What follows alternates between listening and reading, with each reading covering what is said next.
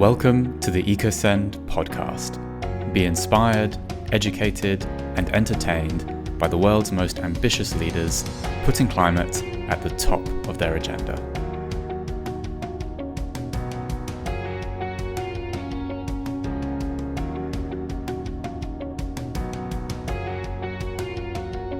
Hi there, welcome to another episode of the EcoSend podcast. I'm your host, James Gill, and I am thrilled to bring you another wonderful episode today.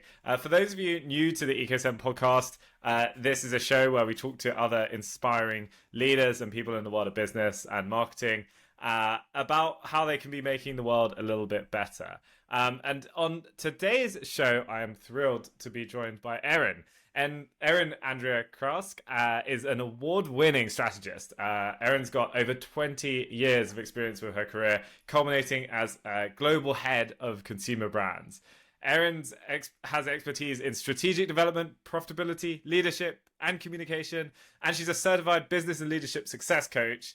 So leveraging 16 years of leadership, she empowers positive impact and contribution-driven businesses to succeed on their terms and building a profitable business while amplifying a ripple effect of goodness. I am very excited to be speaking to you, Erin, because I'm sure you have I know you have tons of experience to share with us. So I'm looking forward to diving into it. How are you doing today? I'm doing fantastic, although listening to your introduction, I thought I may actually reduce it. It's Okay. a little too long and boring given to me. So thanks for doing that. I can give you a shorter introduction if you like. I don't mind. But okay, I think we're going to survive today. But Okay. Sure thing. Well, I guess, Erin, it's good to be speaking. I'd love to hear more about what you're doing in your own words, perhaps. What are you up to today? What are you working on? What are you doing? Right. So what I actually do, in my mission, I have a mission. I want to elevate the world. I want to make it better. And the only way I believe I can do it, taking into account my experience and my background and my knowledge, is to help good businesses to do better in business. What I noticed, a lot of trainings are provided on sustainability, emissions, pollution, recycling. So it's all like the thing that come on top. Okay, Underneath, yeah. there's still a business foundation. And if businesses don't know how to achieve longevity of their businesses, Yeah. all this fantastic sustainability training, they won't help. It's like in Okay. everything. So I'm taking care of the foundation of every business to make sure that they are sustainable from longevity point of view. Yeah. And profitable. Because another thing that I also noticed, I hear quite often that people say either profit or purpose. Right. Okay. Or Yeah. how we can combine both. So in my world, they have to go hand in hand together. There's no Absolutely. either or, it's and it's a very strong and. Yeah. So it's another obviously thing that I pay attention to. And altogether, my main focus is on moving ethical business leaders and purpose-driven businesses from frustration, stress, and overwhelm, that is always present, to effortless leadership, business growth, and love, if they'd like to. So that's what I do, from overwhelm to effortlessness. I love the sound of that. There's not a lot of people in business that feel as calm and perhaps serene as they maybe should. I know from myself, Yep. I could do with a lot more calmness in my life. So I'm very, very keen to dig into this and learn more, Erin, because I'm sure there's a lot of people who, I'm struggling to think of anyone running a business that is anything other than overwhelmed most of the time. What? So I think it's not even the biggest challenge. The biggest challenge is that we believe that this is how it's supposed to be, that this is the norm. I came up with 3 symptoms to this problem. So I think you're going to love them. So the first symptom is running like a headless chicken. Okay. And Yeah. the second Yeah. one, Tick. being trapped in a hamster wheel. Okay. Yeah. Tick. And, and the third one, stuck in the rat race. Mhm. So, Tick. Might as well tick. it's Yeah. Tick one them of all. Yeah. them, and they're not supposed to be there because Sure. ultimately the problem with all these symptoms, or, I mean, apart from they make your business life more effortful, and this is something you don't want because then again, they're going to have ripple effect on your relationship, on your private life, on your health. Ultimately, all of them, the final destination is going to be mental health. Mhm. It's Mhm. inevitable. You know, some gonna come to it later, some are gonna come to it earlier, but it is inevitable. Mhm. So yeah, and this is something that I would like to prevent as much as I Yeah. can because mental health very often is in our hands. It's not Yeah. externally driven, it's internally driven. Absolutely. So yeah, so this is definitely sort of diving into sort of where one's personal and business lives intersect Yeah, and sort of looking at exactly. Yeah. both in a very considered, cohesive manner. I must ask, I mean, I think there's a lot of things we can dive into here, and uh how have you gotten to talking about this? How is this now what you're working on and focused on? Like, what's led to this point? I mean, we obviously had an extremely exciting career across many different areas of business. So yeah, how have you got to this point? It'd be great to hear more about the story that led to it. Oh, well, I can say life challenges and make a wise face. I say, challenges I overcame. Well, in reality, yeah, there were life challenges because I do have my 20 years in corporate multinational environment. And apart from doing what I absolutely love doing, and that was brand business strategy, I paid attention. Somehow now I realize that I always was paying attention to surroundings and also to the way I felt and what made me believe that what I felt is not correct and it's not actually me driven is because I absolutely loved what I was doing. I was 100% committed and I enjoyed developing myself. I do have a growth mindset, so it just, comes naturally. And I love seeing the results of my contribution. So I was so much focused on making my business better, my brands better. I cared about consumers, I cared about my teams. And nevertheless, if I saw that it's not reciprocated, at some point I couldn't blame on myself because I saw that I'm doing what employers would like to see from their employees. Sure, Right? I was ticking sure. all the boxes apart from one. I challenged back. Okay. I disagreed and I challenged back. And I cared more than it was expected by the role profile. Okay. And when you look at it from this perspective, it's like, all right, so there's something that is not working. You always want to have somebody self-motivated, dedicated, caring, bringing results, motivating people underneath, doing all together. And still, you're not particularly welcome. And Mm, that made me think that, again, there's something wrong with the structure. And it's sure. very challenging to blame on employees when something is not working. So that Yeah. was the first thing. Another thing that came to this point, led to this point, is that I really love brands because I believe brands are basically it's your business equity. Hmm. The stronger is your brand, the better financially off is your company. Hmm. And I could see that the whole notion of the brand got redundant with time. So it's another thing that when I started writing the book, my first idea actually was to pay tribute to the brands as they deserve it and are deservingly forgotten. That was my, my main idea. I really wanted to bring brands back to business because having a proper brand makes it much easier to run your business. It's a totally different mentality. You need to spend less resources. It's Hmm. easier to acquire customers. It's easier to keep them with your company, right? It doesn't cost as much. Hmm. And nevertheless, we all go into symptoms and we try to waste our resources on immediate actions, that are not even your brand strategy related. So that was Right, another thought right. behind it. And with Yeah. regards to the rest, I'm eager free. I don't know, just being very careful pronouncing it. So I do have a different view of the world and of people and of the truth and who we are and what is important, and through all my challenges, okay, now going back because we all like to have heroes. So I'm not a hero, I just had challenges.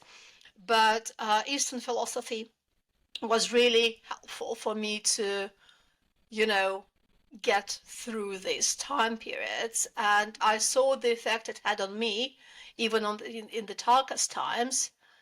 And, applying it not as cure, but applying it as prevention in an easy and complicated way so people are not afraid of doing it, are not afraid of adopting it. You will see such a massive effect on your peace of mind, on your calmness, on the way you communicate with people, on the way you see yourself, you accept yourself. And from this place, all the rest gonna fall into the right places. So that's just, combination of, not being spring chicken. I guess that's what it is. Well, I don't know about none of us are spring chickens. Yeah, I think we that's maturity talking. Eventually, it talks absolutely. to some people. Some people are still waiting for the sound, for the voice. But yeah, I no, it's clear you. I mean, there's a wealth of experience you've had there, Erin, and so I guess I mean one of the things to dig into there was you mentioned about a book, and you've been writing a Mhm. book. I mean, it would be lovely to hear more about what the book encapsulates. What is the book called, and tell us more about it. Yeah. Well, the book actually, I'm proud to announce that now it's award-winning book already. Okay. Well, that's pretty good. Yeah, yeah, in three categories actually, Yeah. in marketing and PR category, small business and entrepreneurship category, and Okay. interior book design nonfiction. Okay. And the book actually was written specifically to help small businesses, ethical small businesses, startups, entrepreneurs, brand owners, to learn how to build a strategy. It's very easy written, very in very engaging language because I wanted it to be easy. I wanted it not to scare people away as many academic books, might. Sure. Sure. So it's a lot of practical advice and research data, and importantly, it's all built like in a small paragraphs. So it is Okay. really easy to accept, to read, and Okay. to digest. And another thing that I wanted it to be is that I wanted to give an overview of everything that I learned over 20 years, which means that you won't get like massive articles for several pages about one subject.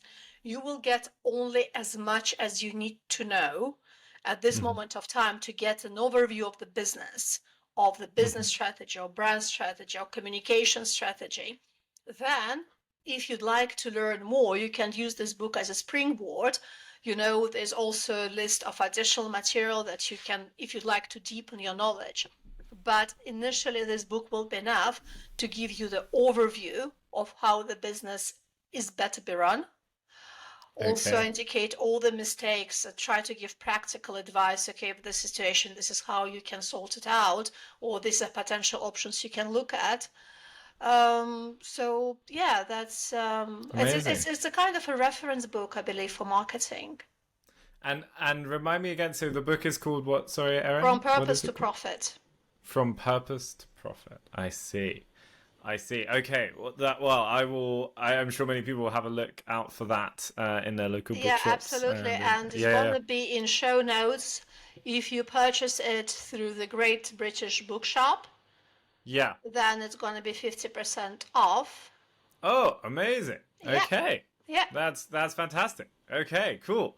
So I guess I believe that these concepts, I mean these concepts must be in your book. So the some of the concepts I know you wanted to discuss, breaking down into strategy, leadership, and profitability. So I feel like those are some very good high level sort of topics to discuss around going from purpose to profit, and how people can be thinking about this in their own businesses. So maybe we can unpack each of those if you like, Erin. And I know it's not just strategy, but it's effortless strategy, right? So I'm keen to hear about this. I like the sound of anything being effortless. So well, how does one do this? Like, tell us all.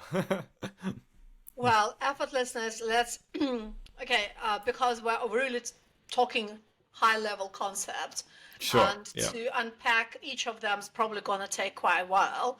Yeah, So we might need a few episodes for that. Okay, yeah, yeah, sure. We can keep it speedy. Give us the yeah. 5 minute version. So there are kind of a few things that I would like to pay attention to, is that most of our mistakes that we make in business, they come from 3 or 4 different sources. So the first one, and those things going to make our businesses more effortful. So the first one, we tend to look at the symptoms, and we tend to fix surface issues. Right. And that comes from immediate focus on best practices and on how-tos. And again, nothing to do with young entrepreneurs. The problem is that the whole society tells you about how-tos. And I believe that we get conditioned because we believe that how-to, actually, it is a tactical question.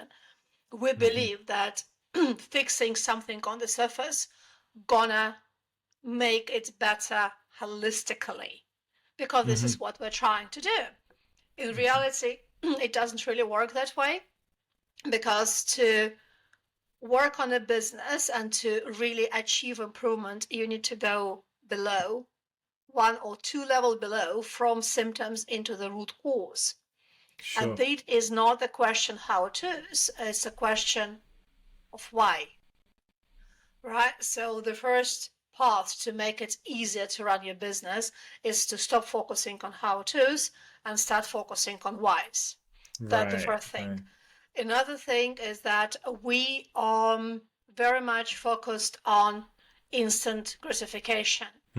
And Yeah. again, I believe that with every new generation, it gets more and more detrimental. It's really engraved in us that something has to happen immediately. It's like you're going to become millionaire tomorrow, right? And we all believe that is possible because everybody tells us that it is possible. Well, it Sure. is not possible. It doesn't work.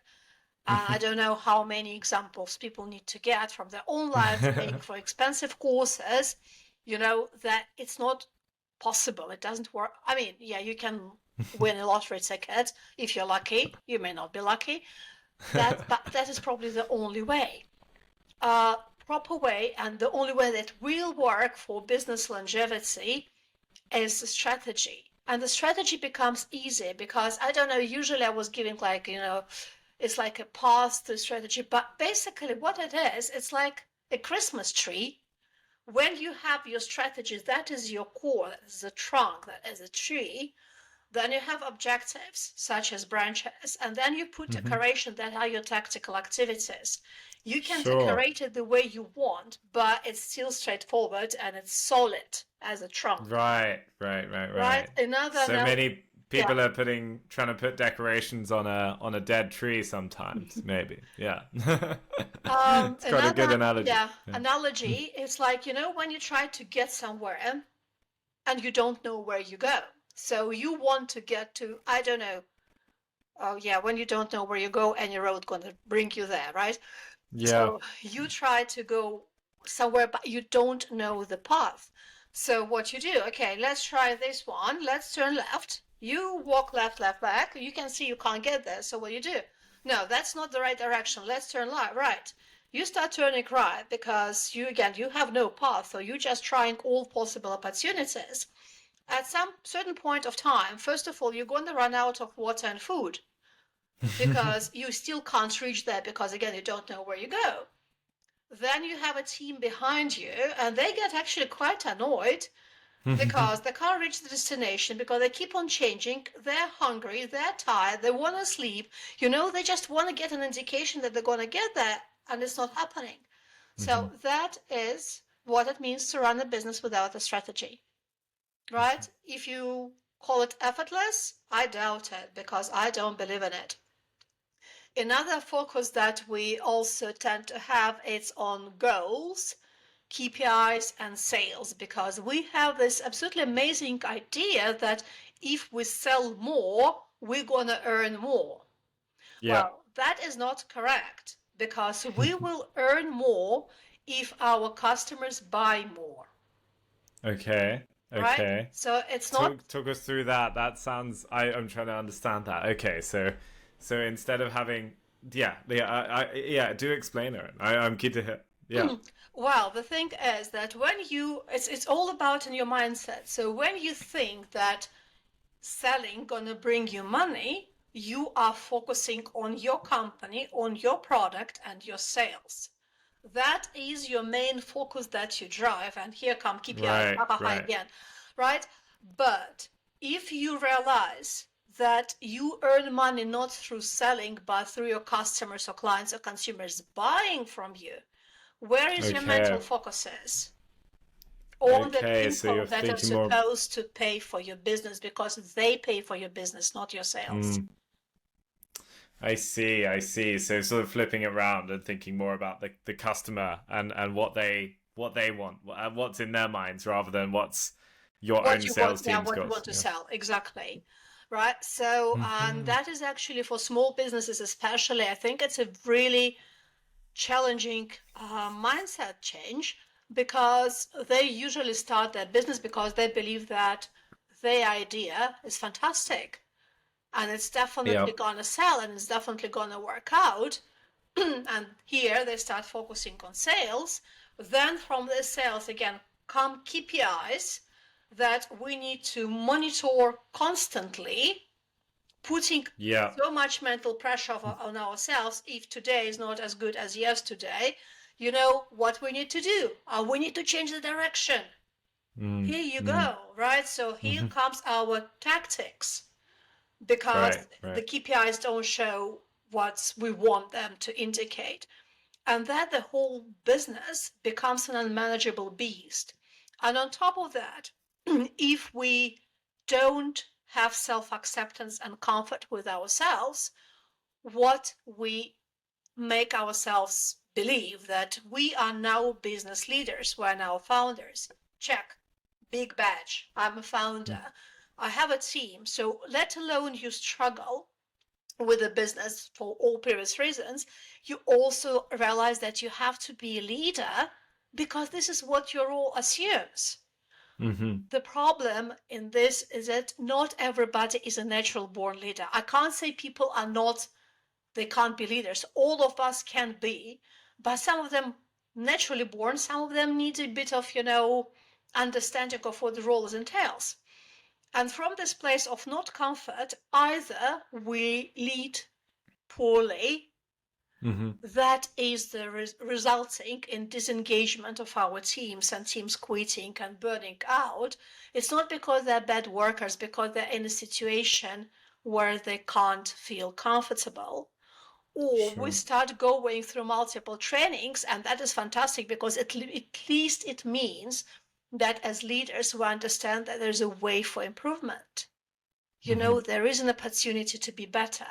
But the problem with trainings, it's exactly the same service level. So underneath all these trainings, we're going to have our own personality Mm. with the same self-acceptance issues, Right. insecurities. So trainings, they may work for a while, or they can be Mm. good for topical issues that, I don't know, how to build a better, how to ask for pay raise, in a more appropriate way without a conflict. But if we're in a situation where we are stressed, I think we will be behaving in the way that is the most natural and appropriate to us, which means that the Yeah. trainings are quite short lived. Sure. So Sure. those So it's are, going a lot deeper. yeah, Yeah. Yeah. things that Understood. I Understood. focus on. Yeah. No. I think it's quite refreshing to sort of hear that approach of I feel like there's a lot of, I guess, books out there and advice out there that is firmly in the self-help camp, and then there's a lot of advice and education out there about business advice, but rarely do the two meet. I think, and so it's very refreshing to hear your approach and sort of acknowledging those two Yeah, meeting and being absolutely. very important to each other. And You know what? There's yeah, another very quick example because we didn't touch upon profitability. Because sure. I got a bit focused on sales because No, again it's all good. Yeah. I believe that we believe that return on investment is profitability because we say profit, profit, profit. We imply return on investment, which is okay for immediate, gain, but profitability is something that is longer term. And what's and again, what we tend to do and why it's so much together focused on mental health and business growth is that when we set goals, and usually goals are supposed to be for 1 year, I would say, Hmm. um, we give our best to achieve this goal. Again, we may not understand the whys behind we can't achieve it, but we really strive because that's the most important thing. And what it brings to us, if you look back at it, so if you don't achieve your goal, how do you feel? Right? Usually it's another kind of blow to your self-esteem, your esteem as a leader, your confidence that you're able to achieve it. So altogether, you put everything on this, plate of achieving a goal. If it's not happening, your mental health, self-esteem, self-confidence suffer. If you achieve it, what do? You celebrate, short-lived celebration, and you set another goal, and this rat race, thing continues. So my approach, the one that I advocate for, is to look at your business holistically. It's not about goals, it's about the destination we talked about earlier. It's about improving your business streams because business, it's an organism. It's not only about sales and KPIs. You have so many different functions. And Yeah. if you improve each of these functions little by little, every day making them better, altogether, you will come to holistic business improvement without much stress because you're focusing only on the next step about how I'm going to make it better today. You Hmm. give your people opportunity to contribute, to voice what is not working in their areas and give them freedom to make it better according to how they want to perform, how they want to drive it. And you will see that without much effort your business is improving, and profitability even longer term is going to be a result of this improvement. It's impossible to have better business with less money. It doesn't work this way. So that's, it's just a change of your mindset. It's not a rocket science, but it will help Yeah. massively. No, absolutely. I mean, you're painting a picture there, and of I think a world we'd all like to be living in. I think with, I guess, yeah, businesses that are far more successful, but lives that are calmer, leaders that are more in tune with their Yeah, own strengths and weaknesses. yeah. I mean, I think we all want to live in a world like that as I leaders, hope. as employees, as What yeah, stops as us? individuals. Perhaps because we haven't read your book yet. I don't know. Well, my book is mostly it's about strategy. Yeah, yeah. Well, I think I mean, already, it's very inspiring to hear your everything you shared so far, and I'm conscious we're almost at time. So I know one of the things I always like to ask our guests is their thoughts on the future, and I think maybe you're already understanding a lot of what you think about the future, but do you have any thoughts of how business is going to change in the future? Any hopes? Any suggestions for how business should change in the future? It'd be great to hear your thoughts there. Well, you know what? It's with the way that we're using businesses to immediately generate cash, it's not going to Yeah. get much better. That's it's for sure. So either we those businesses who would like to be more sustainable longer term, they either really start looking at whys and appreciating why behind every fortune or misfortune, or I think it's going to come to the point when it's really stopped working. Because Hmm. otherwise I can't, it's like a dead end. I can't Hmm. see where it can grow from the place we're in right now if we Hmm. don't change, take another turn.